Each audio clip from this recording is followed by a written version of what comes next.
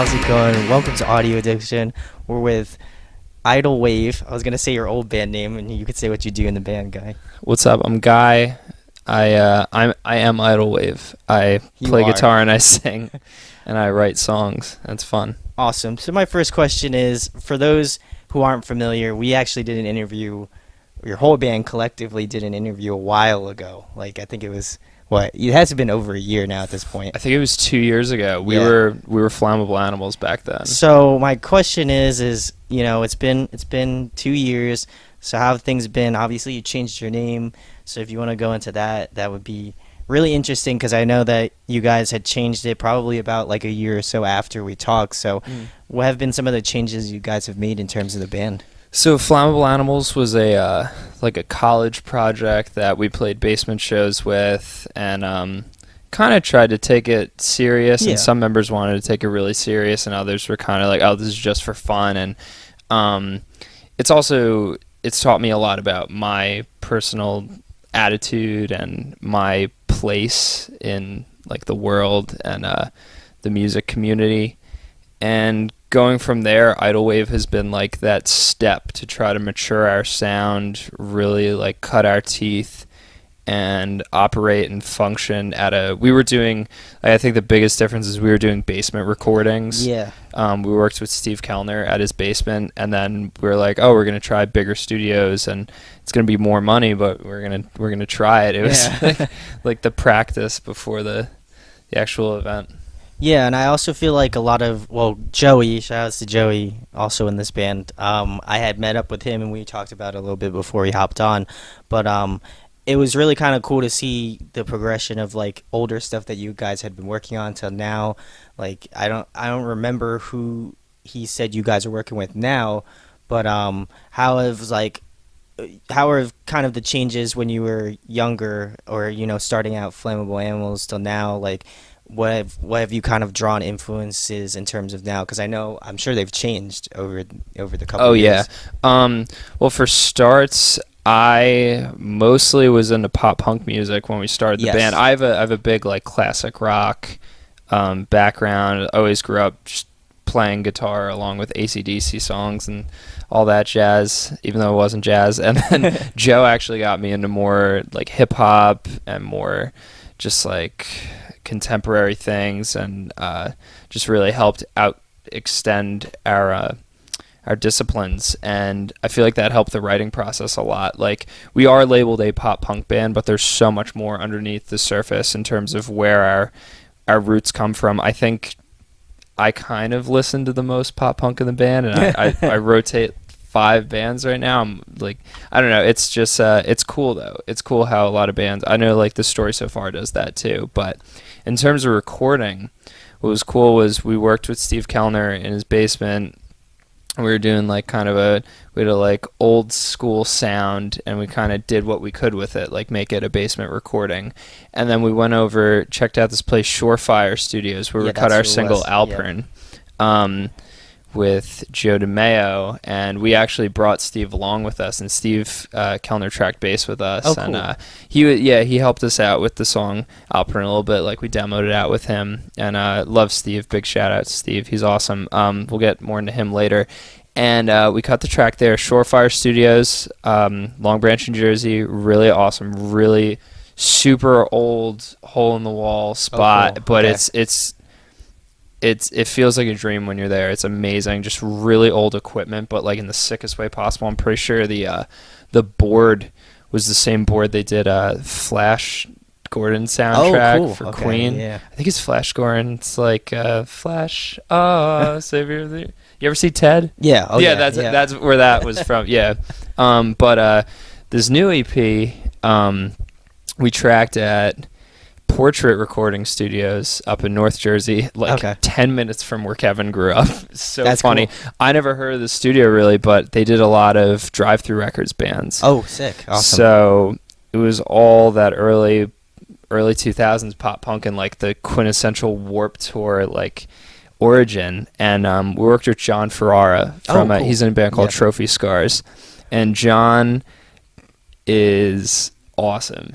I was kind of worried. We've been working with Steve for ever, and we really love Steve. And then we were like, oh, we're gonna try something completely new out. And John is awesome. Like, I can't wait to work with him again. We really, these songs, he literally just like hit all the dials on the amp, and he's like, yeah, just play. And we played it, and I was like, was that all right? He's like, yeah, next. Like, it was sick. And then everything, he mixed it, and everything sounds amazing. I'm just like, I don't get it, but it's great. Yeah, he worked his voodoo magic. He's got a lot of voodoo magic. I don't even know.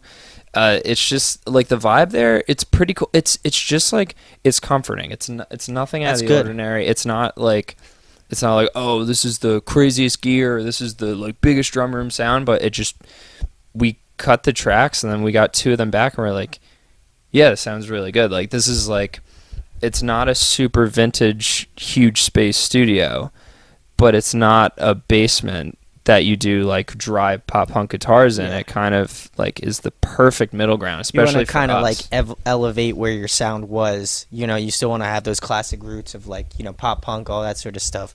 I think that's really cool, because I know Joey showed me some of the tracks, and I was definitely surprised, because I remember like older stuff of listening to your like older CDs that I got early on, and I'm like, wow, they like completely changed their sound. So like, what are some of the bands now that have like influenced the new like Idlewave in terms of sound wise?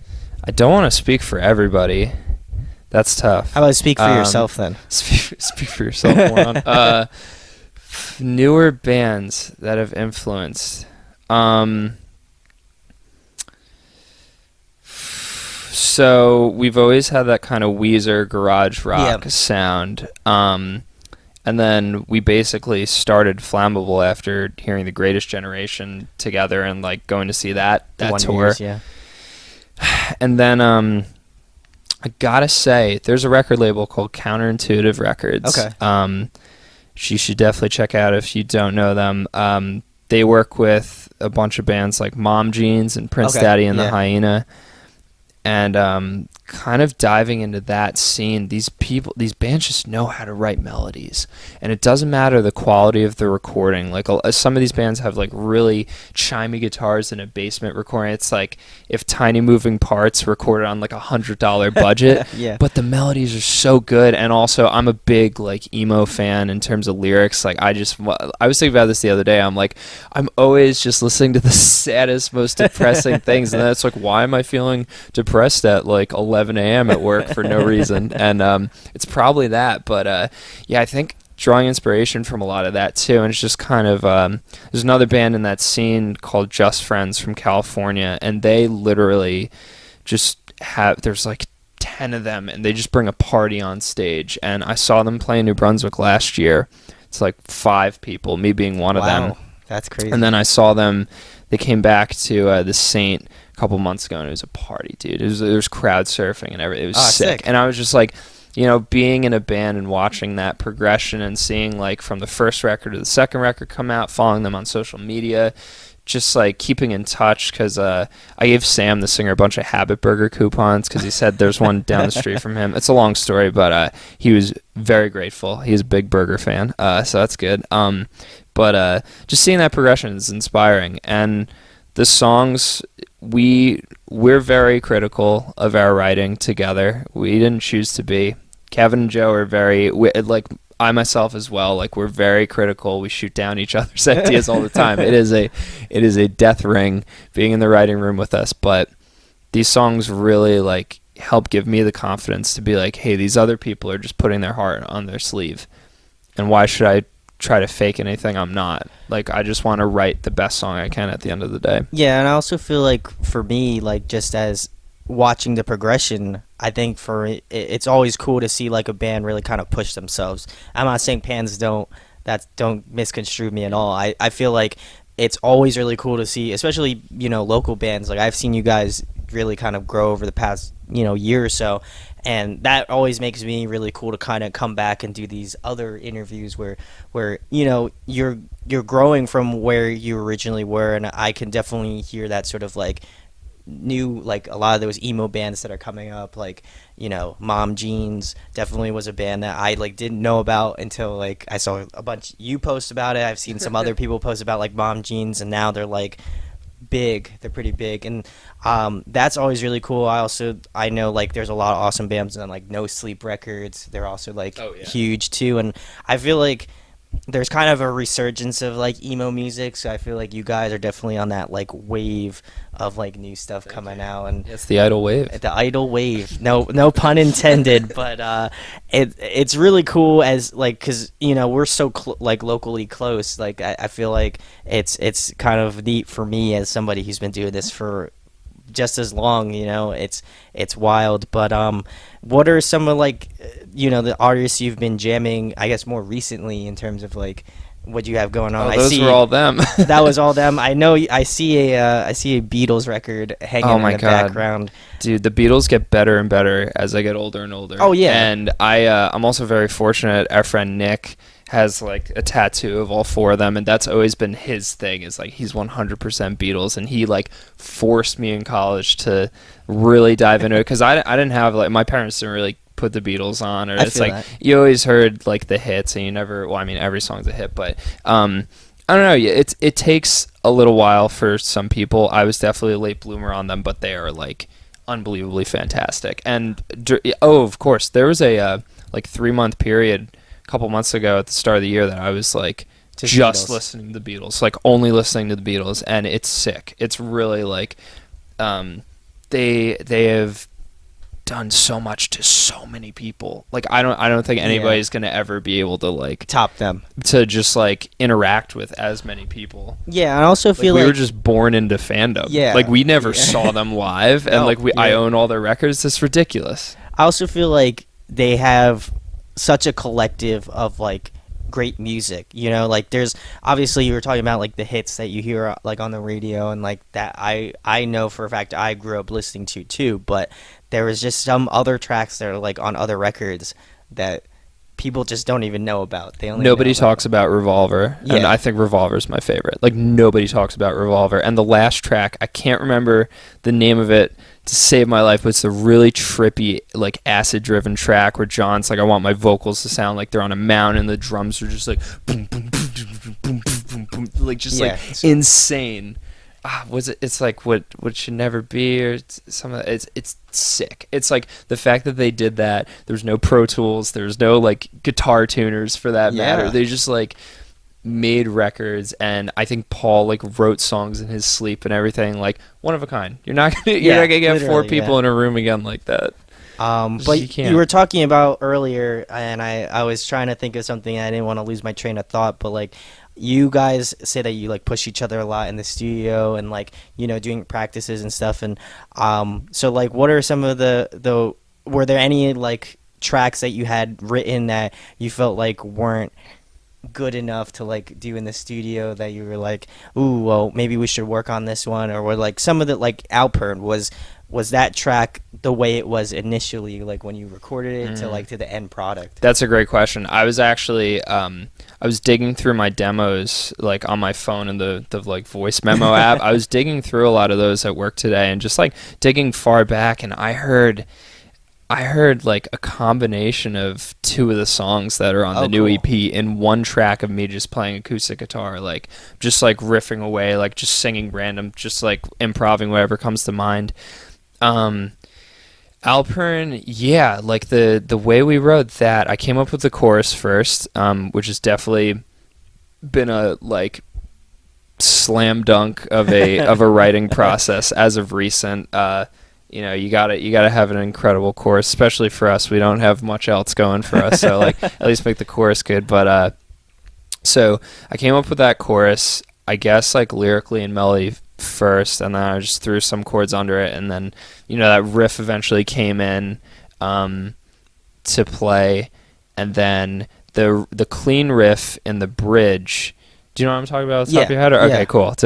I'm crazy. The clean riff at the top of the bridge, I came up, that was supposed to be an intro for another song. Oh, cool. Okay. And then we were literally practicing, trying to figure out how to piece together this bridge, and Joe's just like, oh, like, you should use that idea. What was the other idea you had? And, like, throw that in. And I'm like, oh, yeah, that fits. And then he's like, yeah, I'm going to put this, like, jungle groove behind it, make it super, like, upbeat party. Yeah, pumpy, yeah. And then, like, the heavy fuzz riff literally was sitting on this couch, and Oh, I was cool. like, I couldn't decide between. I do two riffs. Like, there's a section and a B section of the riff. I couldn't decide between which one to do, and Joe's just like, just do both. And then like we ended up doing both, and yeah, like everything else is just like the verses. That riff was supposed to be for another song that like tail to the A chord and stuff, and you just never know. Like I literally listened to. I can't.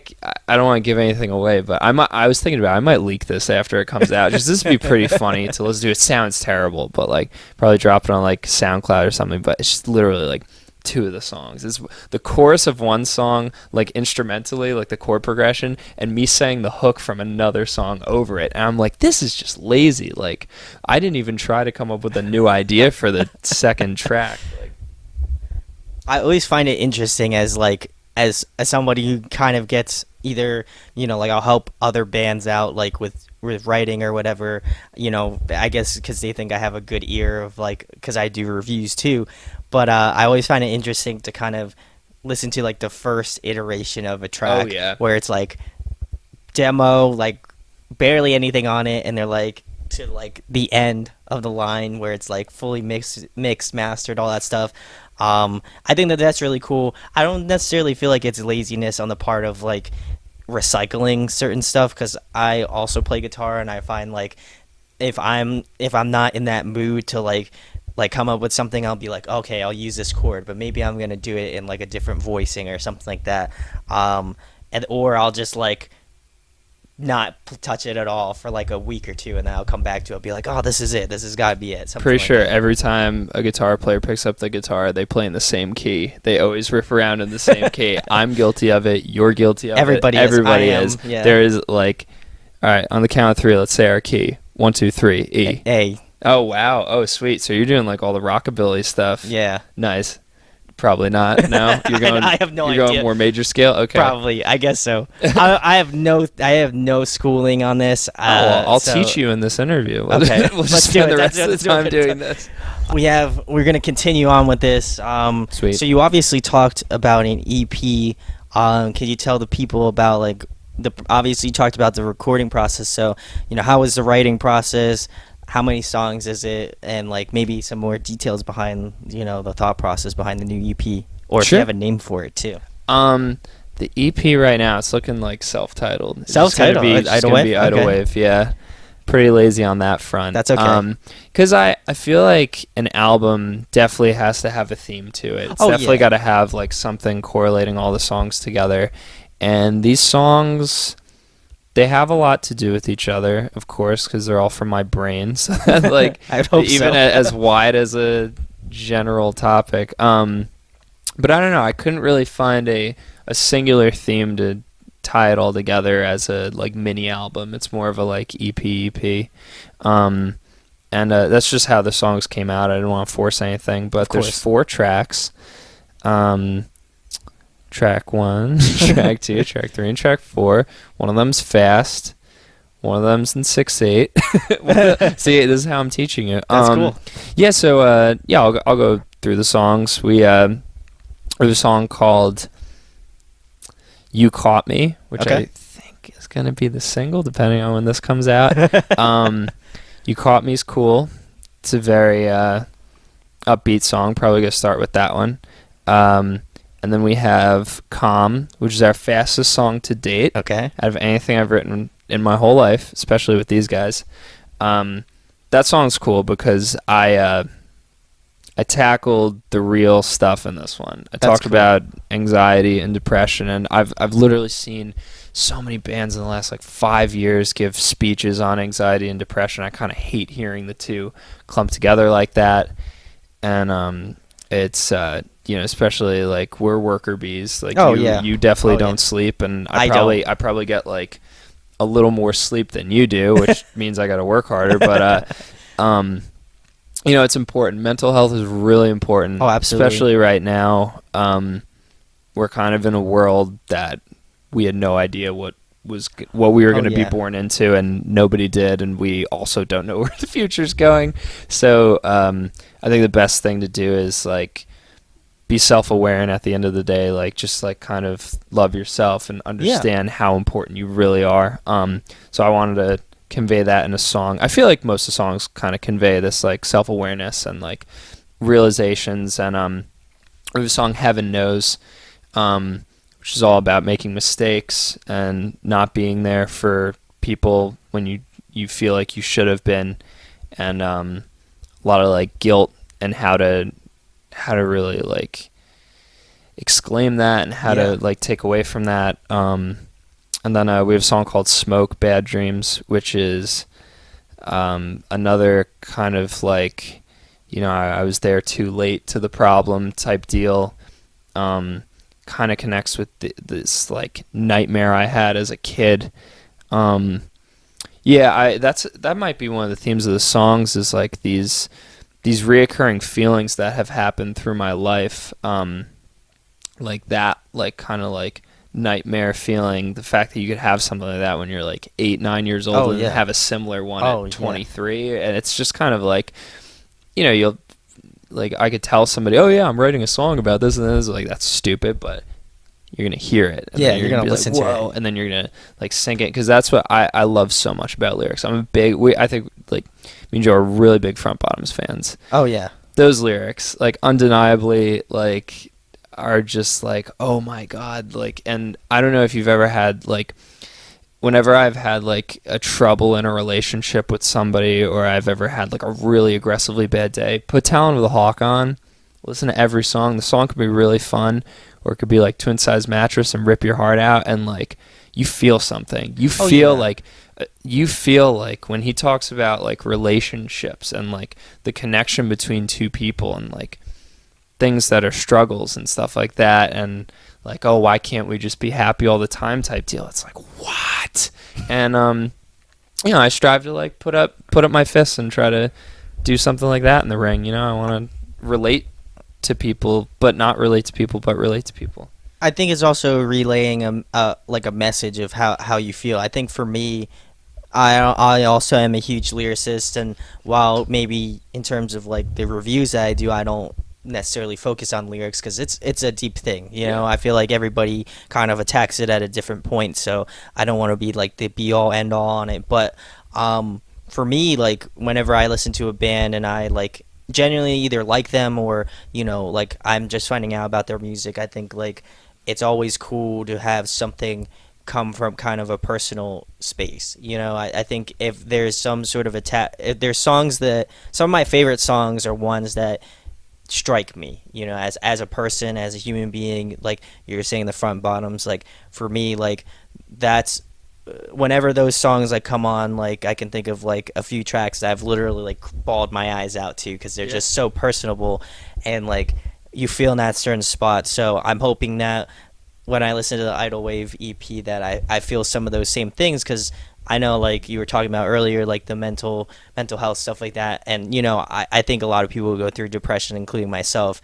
But I think it's always tough to like, always be negative about it. Like, you know what I mean? I think there's always a perspective of like things do get better. You just gotta like let things work themselves out, And I think for me, I'm excited to check out the EP, because I feel like you have an interesting way, to me at least, of exclaiming how you feel in a song. So that's how I felt in like Alpern too.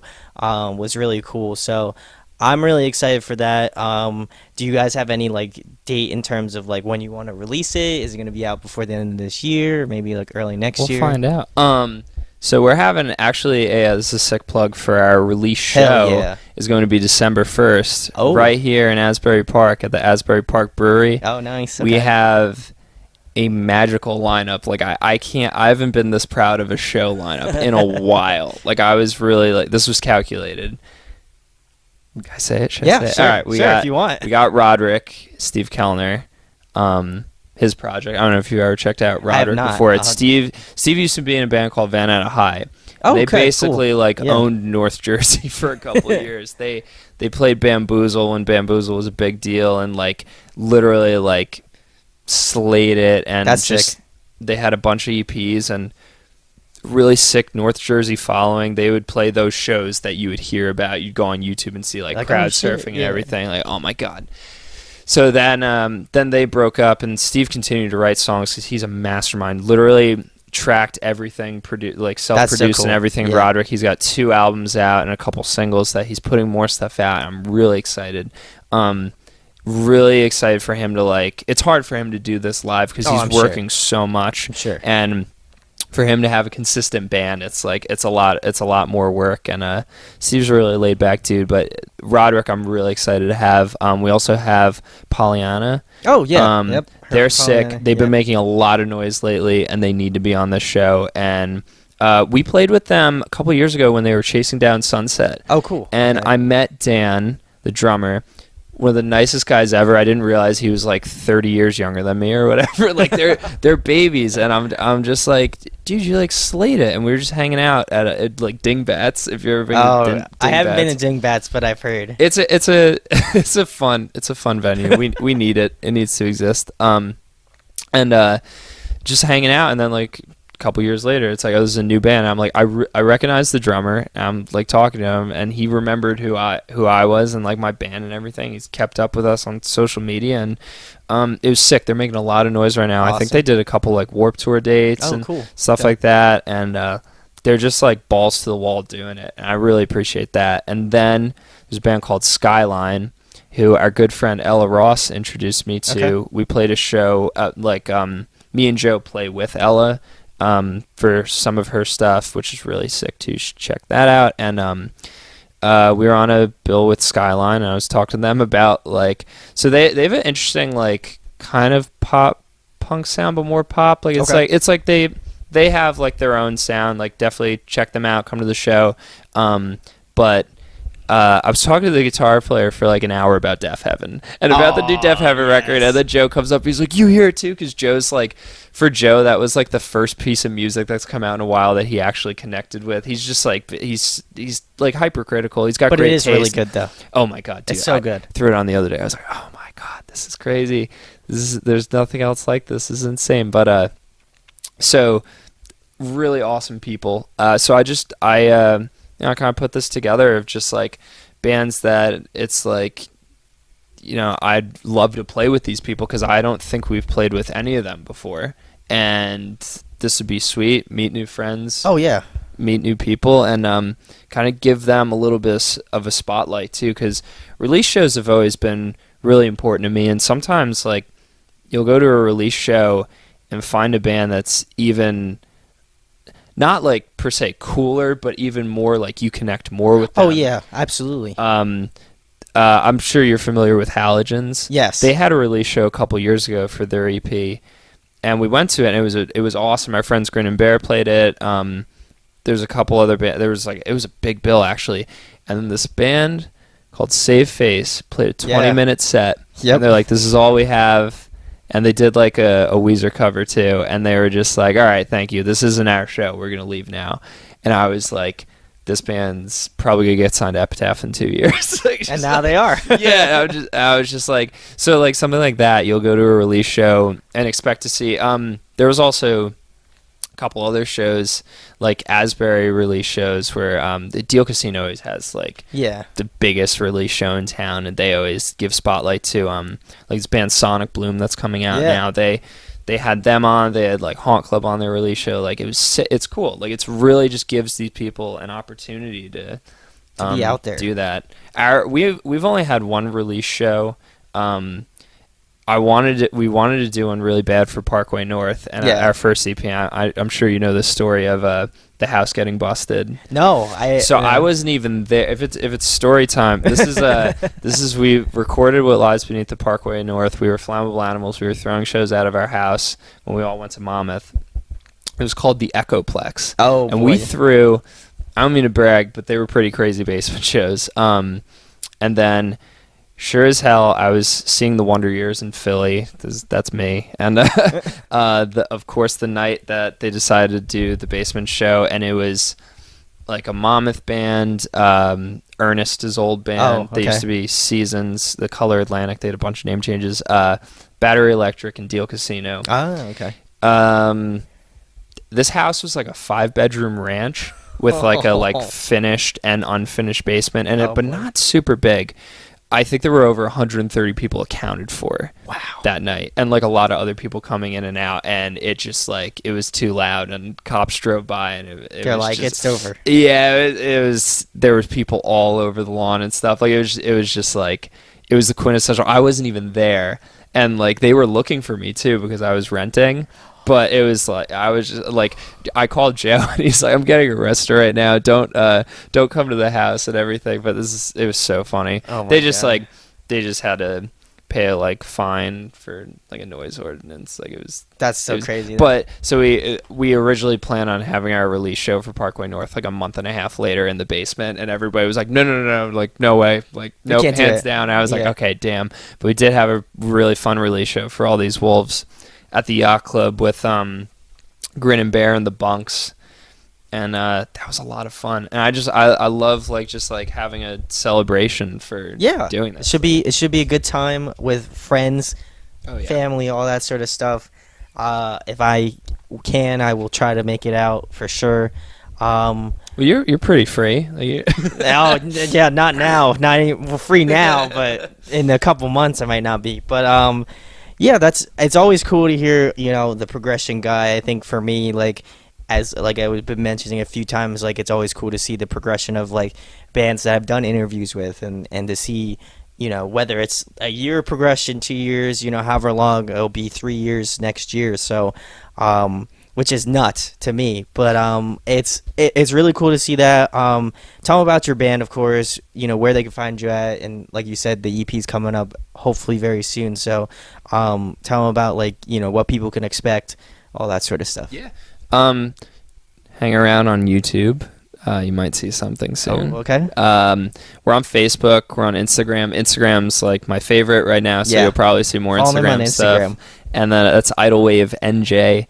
And also Spotify and Apple Music. We have Alpern up on. We're probably gonna put the other stuff on there too.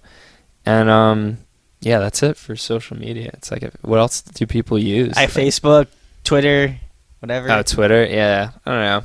It's hard to be a band on Twitter. Like I feel like you gotta be like. It's hard to be anything on any. Exactly. Yeah, it's like I don't really frequent Twitter a lot, so I'd be really bad at it. Just Instagram. Follow them on Instagram. Yeah, Instagram's that's the big thing. Instagram's tight. It's good for music. And follow them on Spotify, because I know that's a huge thing for bands nowadays. So please go do that. And if you enjoyed this interview with Guy, please share it, like it, subscribe. It goes a long way. Subscribe to their YouTube channel. Again, all links will be in the description. Thanks to Guy for Idlewave this time for coming on. Yeah. Cheers.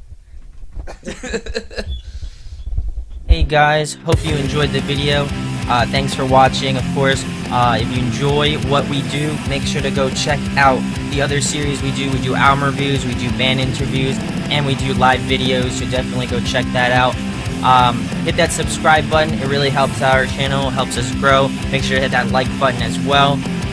Go follow us on social media. That's all down below. We try to keep that as updated as possible. We also made a new website where we'll be posting photos of upcoming concerts and stuff like that, which you can go check out at audioaddictionmedia.com, and come get your fix with us, guys. Talk to you later. Deuces.